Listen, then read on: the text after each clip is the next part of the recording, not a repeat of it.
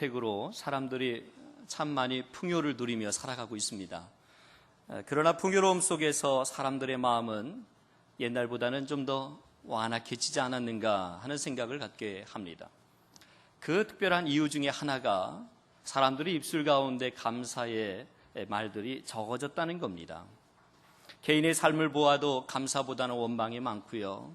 또 가정에서도 보아도 감사보다는 불평이 많이 있음을 우리는 볼 수 있습니다. 이번 제가 단기 선교로 아프리카를 다녀왔는데 그 아프리카 현장에서 보고 경험하면서 느낀 것은 뭐냐면 제 입이 다물어지더라고요. 불평하던 입이 다물어지는 거예요. 자꾸 만족해 하지 못했던 것들이 죄송스럽고 미안하기도 하고 하나님 앞에 정말 너무 부끄럽기도 하고 그래서 입이 다물어지더라고요. 그들은 먹을 것이 없는 거죠. 입을 것이 없는 거죠. 그런 가운데서도 마냥 행복하게 살아가는 모습들을 바라보면서 나는 그들보다 더 수십 배를 더 가지고 있는데도 여전히 불평하고 있는 내 모습들을 바라보면서 얼마나 내가 감사하지 못하는 삶을 살아가고 있는가를 생각해 보게 되었습니다. 소망구역 예배를 준비하면서 어제 소망구역에서도 함께 그런 말씀을 나눴습니다. 감사에 대해서 함께 나눴었는데 제가 그 소망구역 예배 말씀을 준비하다가 그냥 제가 짤막하게 그냥 제 나름대로 생각나는 대로 글을 좀 적어본 것이 있습니다. 잠깐 읽고 말씀을 함께 나누도록 하겠습니다. 불현듯 마음에 타오르는 찬양 가사가 있었습니다. 감사로 제사 드리는 자가 하나님을 영화롭게 하나니 감사가 하나님을 예배하는 것이라고 적용이 되었습니다. 그렇구나. 감사가 하나님을 기쁘시게 하는 것이구나. 새삼스럽지요. 어떤 분은 그런 말씀 하시겠죠. 목사님이 당연한 소리를 다 하시네. 그렇습니다. 당연하기 때문에 감사를 해야만 한다고 더욱 생각이 듭니다. 얼마나 많은 감사거리가 있는데 미처 감사하지 못하는 것 같습니다. 나의 감사 제목을 정리해 봅니다. 하나님의 은혜의 범사가 감사합니다. 사랑하는 아내와 자녀들을 주셔서 감사합니다. 건강한 교회에서 기쁨으로 목회함에 감사합니다. 올바른 비전을 품고 나가게 하시니 감사합니다. 성실하고 열정적인 사역자들을 만나게 해주셔서 감사합니다. 믿음의 동역자들이 계셔서 감사합니다. 게으르지 않고 열심을 주시니 감사합니다. 말씀을 깨닫는 안목을 주시니 감사합니다. 책을 읽고 싶은 마음과 좋은 마음을 주셔서 감사합니다. 항상 감사합니다. 감사를 한다는 것은 아직도 내 안에 감사할 마음이 있다는 것일 겁니다. 가까이 있는 사람, 가까이 있는 물건, 내 안에 있는 아름다운 마음들, 감사를 알고 감사를 표현하는 우리의 삶이 되어야 되지 않을까 생각해 봅니다. 이렇게 짤막한 글을 했습니다. 참고로 어제 제가 이 글을 마쳤을 때 소망구역은 박수를 쳤습니다.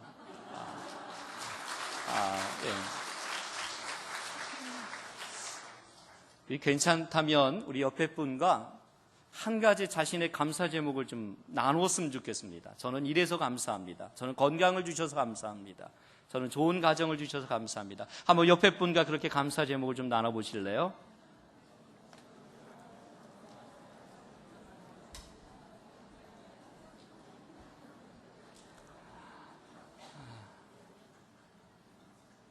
자, 그렇습니다.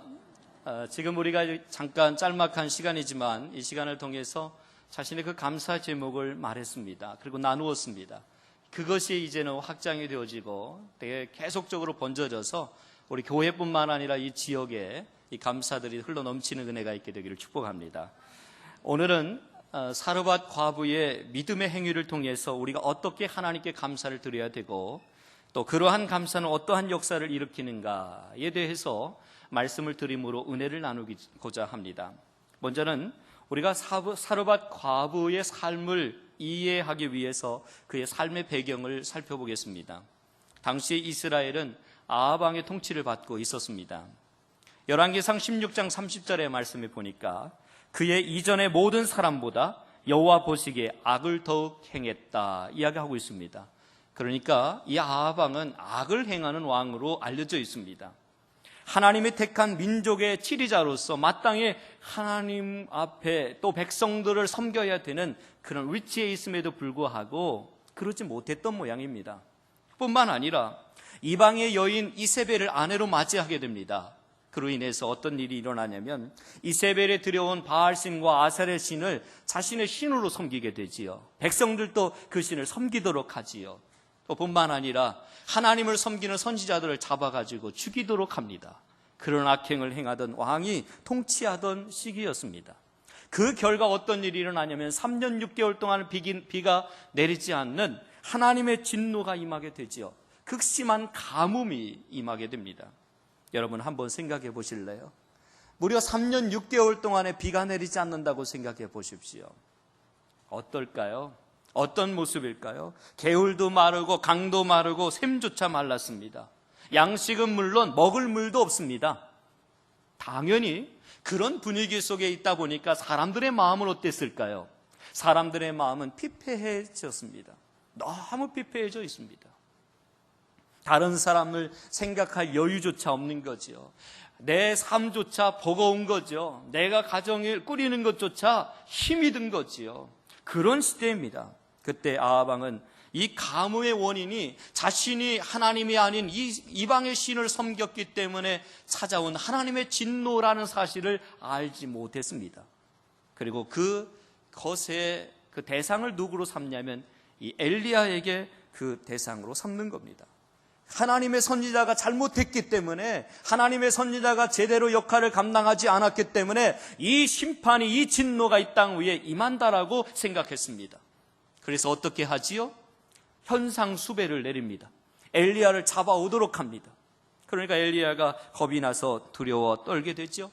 그래서 그것을 피해서 그릿 시냇가로 가게 됩니다. 어느 날 여호와의 말씀이 엘리야에게 임하지요. 그것이 9절 말씀입니다. 너는 일어나 시돈에 속한 사르밧으로 가서 거기 유하라. 내가 그곳 과부에게 명하여 너를 공개하게 하였으리라. 엘리야는 말씀에 순종하여 사르밧으로 가게 되고 그곳에 가서 나뭇가지를 줍던 한 여인을 만나게 됩니다. 그 여인의 이름은 사르밧 과부라고 하는 여인입니다. 엘리야 선지자는 이 여인에게 처음에는 물을 달라고 합니다.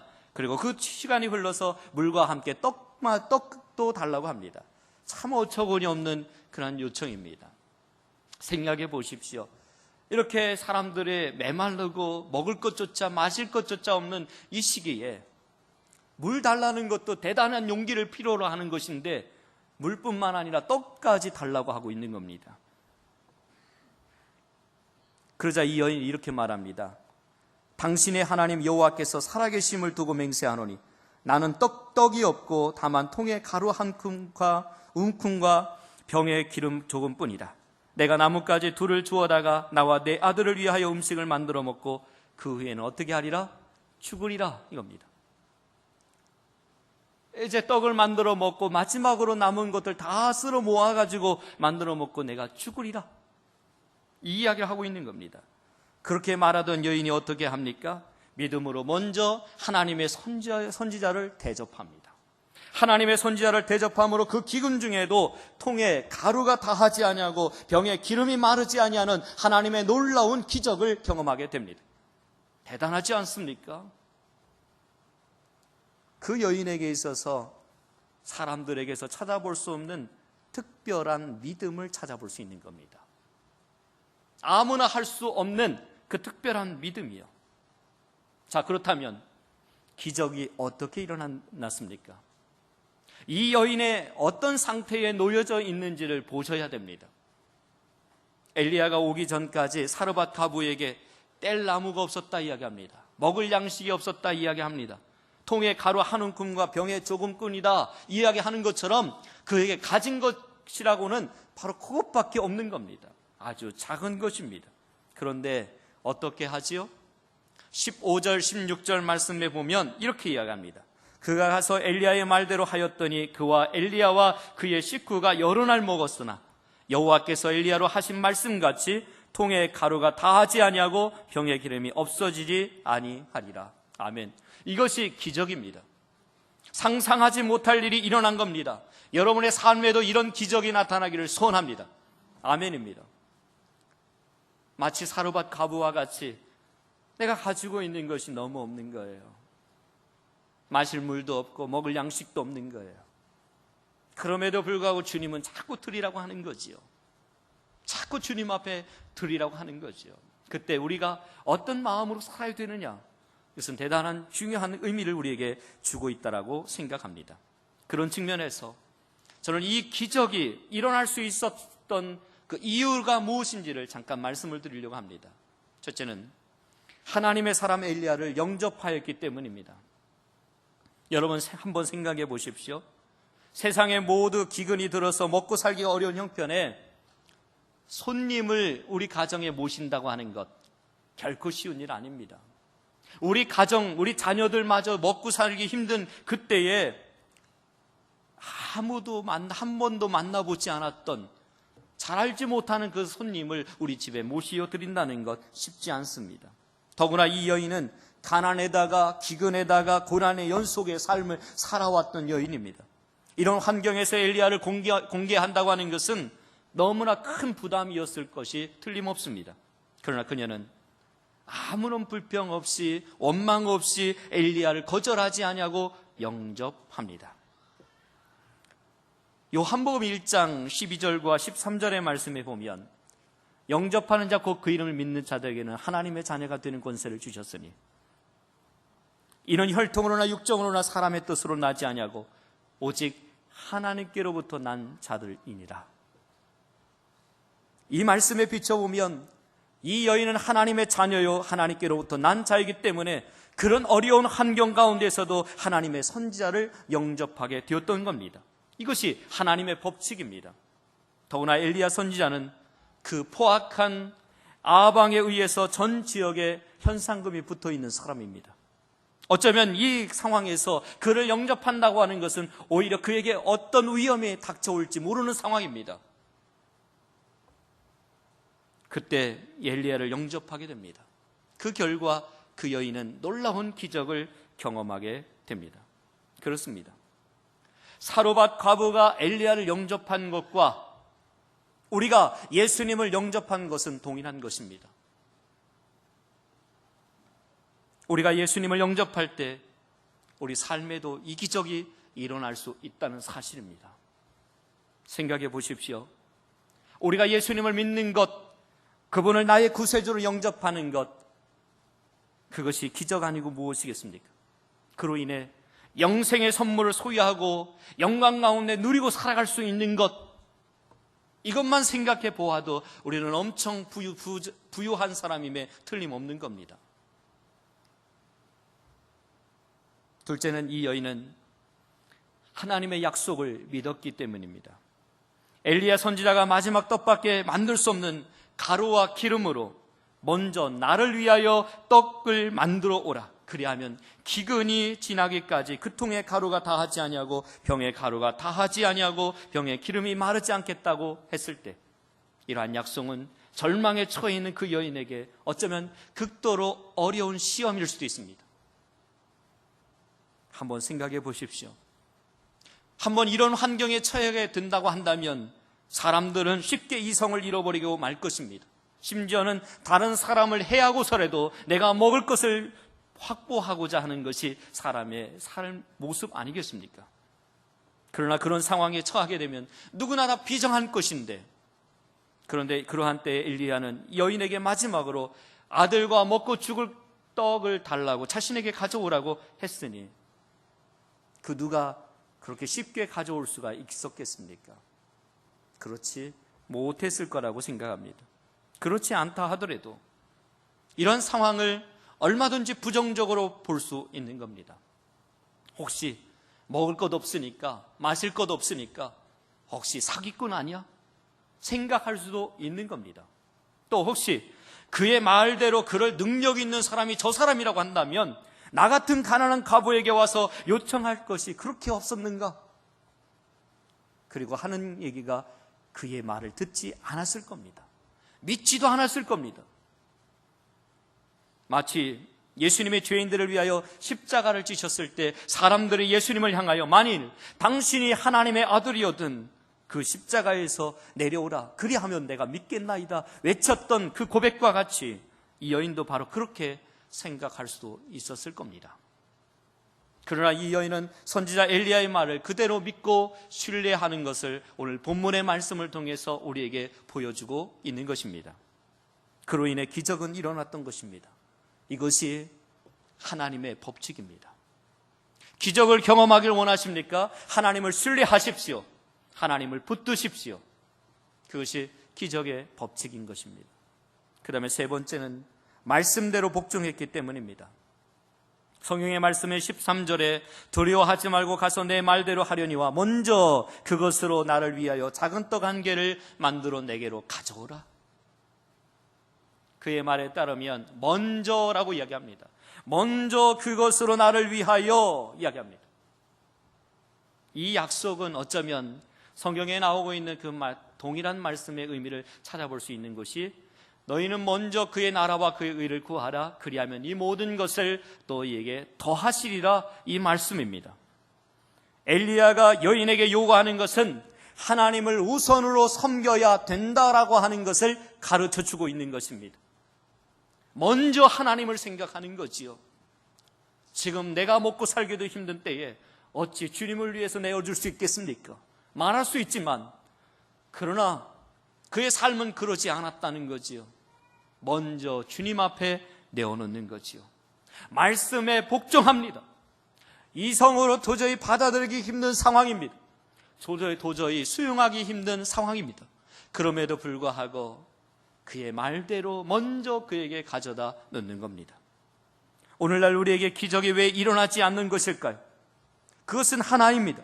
하나님을 섬기는 순서가 잘못되었기 때문입니다. 내 것 다 챙기고 나서, 내 것 다 얻고 나서 그래서 주의 것 하겠다, 주의 일 하겠다 말합니다. 나의 환경이나 형편이 어떠하든지 어느 시대 어느 장소가 되었든지 간에 먼저 하나님을 섬기라고 하는 이 말씀 우리는 귀 기울여 들어야 될 것입니다. 많은 사람들은 언제든지 먹고 쓰고 남은 것을 하나님 앞에 드리려고 합니다. 하나님 앞에 하나님의 법칙에는 보면 하나님께 먼저 드리기를 원하는 것입니다.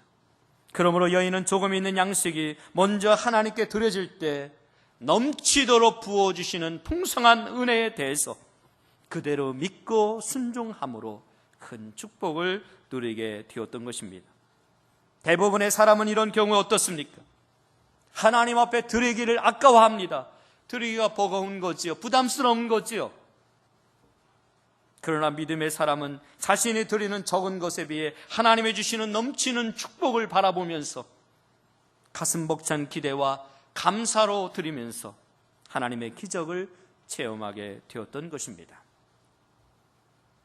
어떤 꼬마가 있었습니다. 이 꼬마가 자신의 집 앞에 과일 가게가 있는데 그 과일 가게 앞으로 갑니다.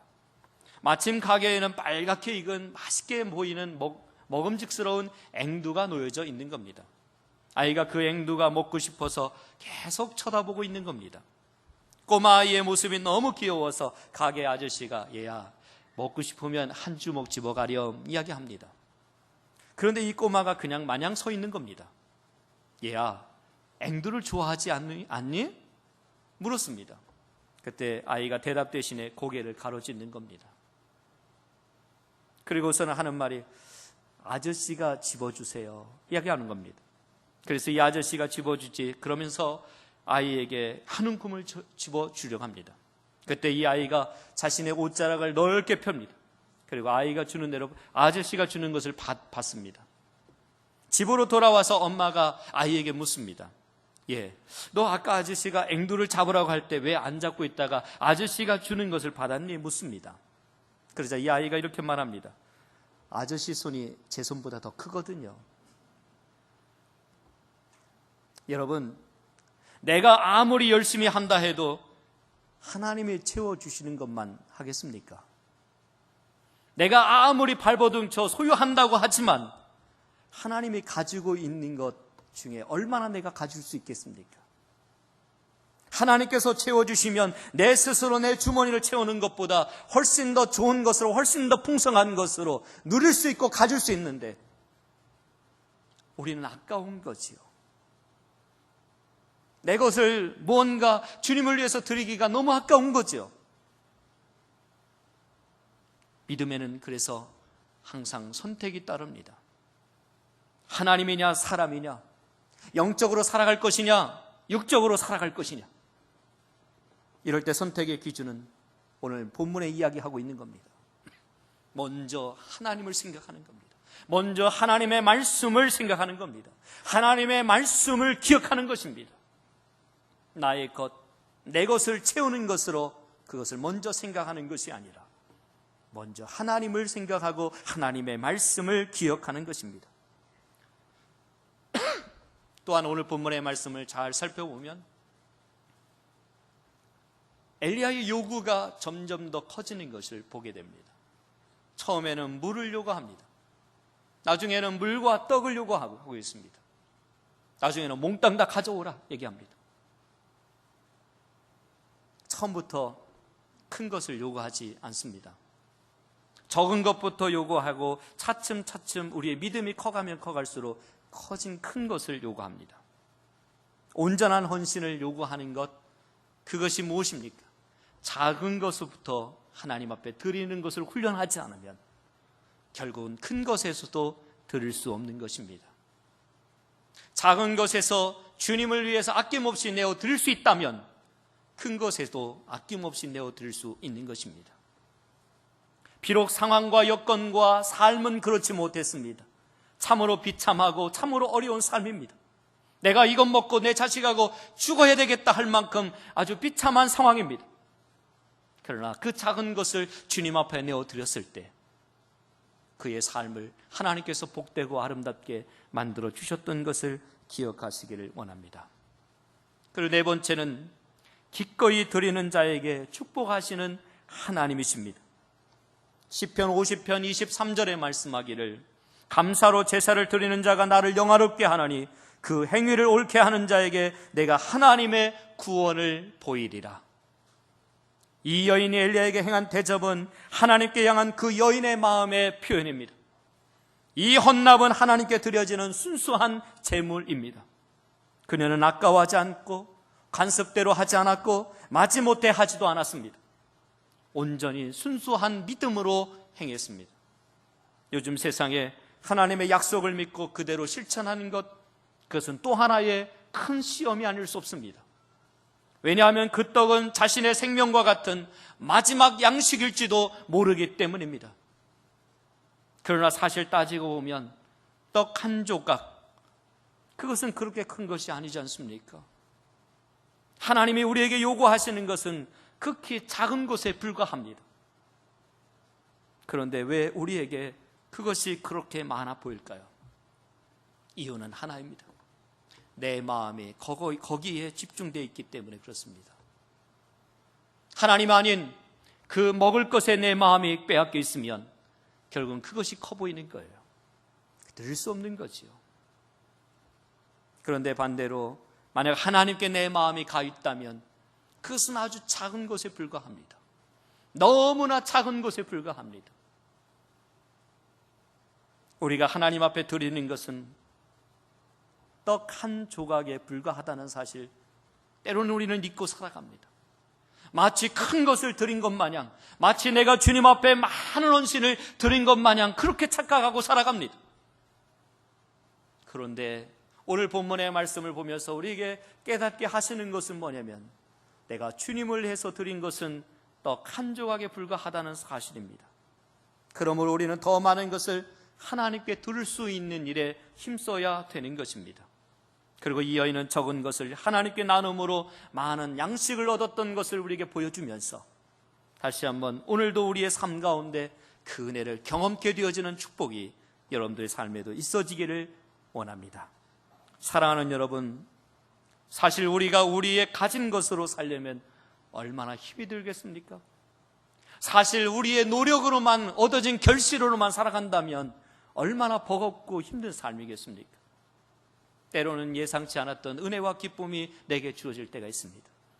때로는 생각지도 않았던 좋은 사람들 만나게 하셔서 그들을 통해서 내 사업이 확장될 때도 있었습니다.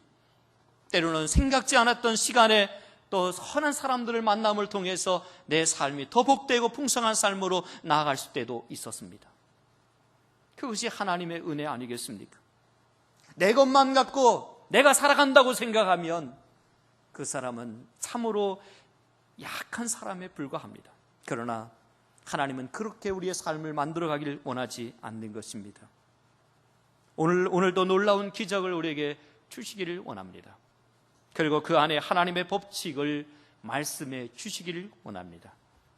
하나님 것으로 살면 하나님의 풍성함 속에서 그와 같은 부요함을 누리게 될 것이라고 하는 것이 바로 오늘 성경의 말씀입니다.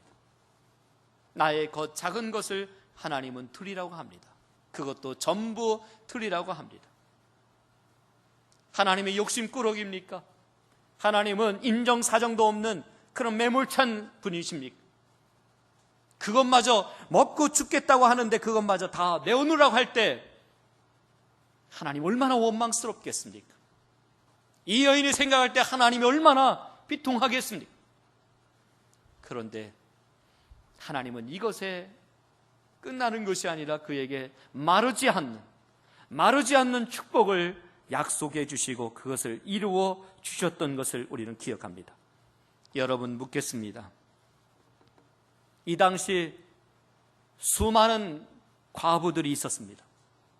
이스라엘에도 있었고 이방에도 있었습니다. 참으로 숫자들이 많이 있었을 텐데도 불구하고 왜 하필이면 사르밧 과부를 만나게 했을까?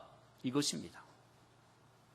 우리가 살고 있는 이 시대에 하나님의 도움이 필요로 하는 사람들이 많을 것입니다. 뭔가 당장이라도 넘어질 것 같고 죽을 것 같아 답답해서 누군가의 도움이 절실하게 필요로 하는 사람들이 이 땅에는 많이 있을 것입니다. 그러나 오늘 본문을 보면서 왜 하필 하나님은 이 사르밧 과부를 만났을까 하는 것입니다. 그것은 그녀가 가난하고 불쌍하고 자신의 자녀도 돌볼 능력이 없음에도 불구하고 다른 사람이 갖지 못한 특별한 믿음을 소유했기 때문입니다. 여러분들에게 이 특별한 믿음이 있기를 소원합니다. 작은 것에서도 감사하며 주님 앞에 드릴 수 있는 이 믿음. 오늘날 대다수의 사람들은 다른 사람이 갖지 않았던 특별한 능력, 특별한 기적을 체험하기는 원합니다. 그러나 특별한 믿음에는 별로 관심 없어 합니다. 우리가 하나님의 특별한 은혜, 특별한 기적을 받기를 원한다고 한다면 그것을 받을 만한 특별한 믿음을 가져야 한다는 것을 기억하십시오. 환경이 좋아서 특별한 사람이 되는 것 아닙니다. 사르밧 여인은 최악의 상태였지만 이 특별한 믿음이 그에게 있었기 때문에 최선의 상태가 될 수 있었던 겁니다. 그러므로 사랑하는 여러분, 오늘 사르밧 과부가 보여준 특별한 믿음의 기적은 어떻게 일어났습니까? 하나님의 사람 엘리야를 영접하였기 때문이고 하나님의 약속을 그대로 믿고 신뢰했기 때문이며 말씀대로 복종했기 때문이며 말씀을 먼저 생각했기 때문입니다. 뿐만 아니라 기꺼이 아까워하지 않냐고 드렸기 때문입니다. 하나님이 요구하시는 이 특별한 믿음을 여러분도 소유하시기를 원합니다. 그 믿음으로 하나님의 마음을 감동시키십시오. 그럴 때 하나님의 놀라운 기적과 축복이 여러분의 가정과 자녀에게 일어날 줄로 믿습니다. 더불어 감사로 제사를 드리는 자로 날마다 살아가는 은혜가 있게 되어지기를 축복합니다. 기도하겠습니다. 하나님, 한 불쌍한 여인을 바라보게 되었습니다. 아무것도 가지지 못했고 소유하고 있지 못한 여인을 바라보게 됩니다. 왠지 이 여인을 바라보면서 어디선가 많이 본 듯한 그러한 마음을 갖게 합니다. 자세히 살펴보니 그 여인의 모습이 나의 모습 아닌가 생각해 봅니다. 참 약한 자이고 부족한 자이고 모자란 자인 내 자신을 주님 앞에 올려드립니다. 하나님께서 허락하신 이 상황과 여건과 환경 속에서 하나님의 사람 엘리야를 영접하고 하나님의 약속을 믿고 하나님의 말씀대로 복종하며 기꺼이 드리며 살아가는 내 자신의 행위가 있을 때, 그 특별한 믿음을 주님 앞에 보일 때 하나님이 우리의 삶을 은혜로 이끌어 가실 줄로 믿습니다. 하나님의 마음을 감동시키는 이 하루가 되게 하여 주옵소서. 더불어 감사로 제사를 드리는 자로 살아가는 은혜가 있게 하여 주시옵소서. 감사하오며 예수님의 이름으로 기도하옵나이다. 아멘. 하늘에 계신 우리